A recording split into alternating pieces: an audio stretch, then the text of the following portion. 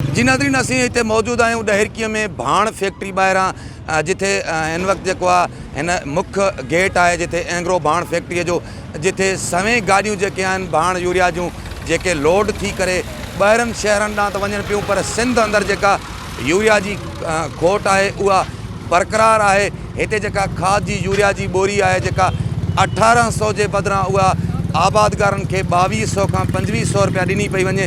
हिते एंग्रो भाण फैक्ट्री जे ॿाहिरां हिन वक़्तु असीं मौजूद आहियूं। हीअ जेका डहरकी में मुंहिंजो कैमरामैन अव्हांखे ॾेखारे सघे थो, हीअ साम्हूं ई भाण फैक्ट्री आहे जेका 6000 टन रोज़ानो जेको आहे हितां खाद तयारु करे थी। ऐं उनखां अलावा 10 किलोमीटर जे मुफ़ासिले ते हिते मीरपुर माथेलो में FFC भाण फैक्ट्री आहे जेका 3500 टन रोज़ानो जे बुनियाद ते खाद यूरिया तयारु करे पई। 9500 टन हिते डहरकी ऐं मीरपुर माथेलो में यूरिया तयारु पई थिए, पर हिते आबादगारनि खे जेका आहे खाद जी हिकु बोरी बि न पई मिले। हिते जेको ही मुख्य खॾो आहे, हिते जेको ही गाॾियूं ट्रकूं ट्रालर जेके लोड थी करे बलोचिस्तान पंजाब ऐं सरहद ऐं ॿियनि मुख़्तलिफ़ इलाइक़नि ॾांहुं त वञनि थियूं, पर सितम ज़रीफ़ी त इहा आहे त घोटकी ज़िले जे आबादगारनि खे हिकु खाद जी बोरी बि जेका यूरिया जी भाण जी बोरी आहे उहा बि न पई मिले।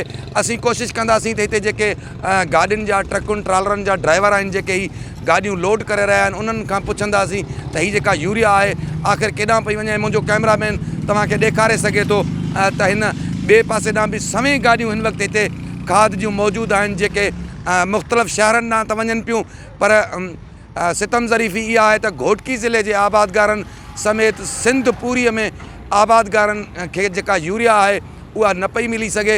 ऐं हिन वक़्तु जेके आहिनि आबादगार जेको कणिक जो फसल पोखिन पिया, उन्हनि लाइ हुनजी सख़्तु ज़रूरत आहे यूरिया जी।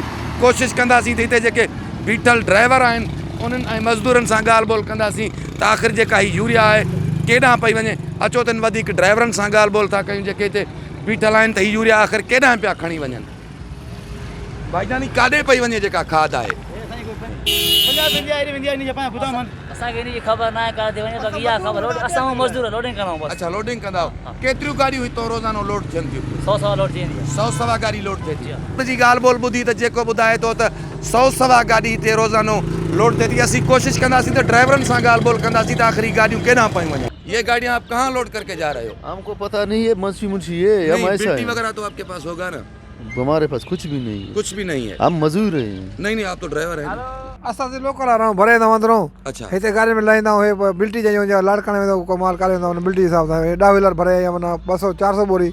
अच्छा, 200 सा निकले। केतिरियूं गाड़ियूं हितां रोज़ानो लोड थियनि थियूं? हितों तकरीबन नहीं हज़ारन में लोड थींदियूं। ये 1200। 1200 बोरी है। जी जी।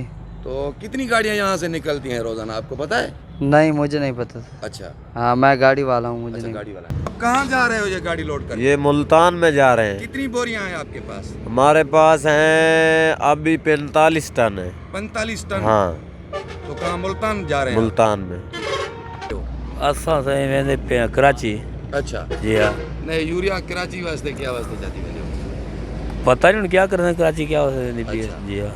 जी बिल्कुलु, हिते जेके भाण यूरिया आहे हज़ारें टन रोज़ानो जे बुनियाद ते हितां तयारु थी निकिरी करे मुल्क जे मुख़्तलिफ़ हिसनि मुख़्तलिफ़ शहरनि ॾांहुं जेका उहा यूरिया आहे उहा त वञे पई। हिते तव्हां उन ड्राइवरनि जी ॻाल्हि ॿोल ॿुधी जंहिंजो इहो चवणो त के झंग तरफ़ वञी रहियो आहे, त के मुल्तान, के मंडी बावलदीन ऐं पंजाब जे मुख़्तलिफ़ शहरनि ॾांहुं हितां भाण यूरिया जेका आहे उहा सप्लाई थी रही आहे।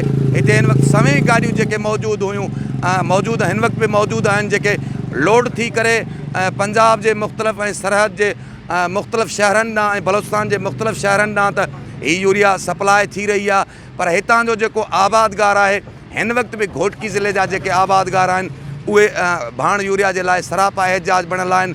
हिते 1768 रुपए वारी जेका यूरिया भाण जी बोरी आहे उहा हिननि खे हिते 2200 खां 2500 रुपया ते मिली ब्लैक ते मिली रही आहे। पर हिते जेका हितां जा डीलर आहिनि या फैक्ट्री इंतज़ामिया जी मुबैना मिली भगत सां हितां जे आबादगार खे यूरिया न पई मिले।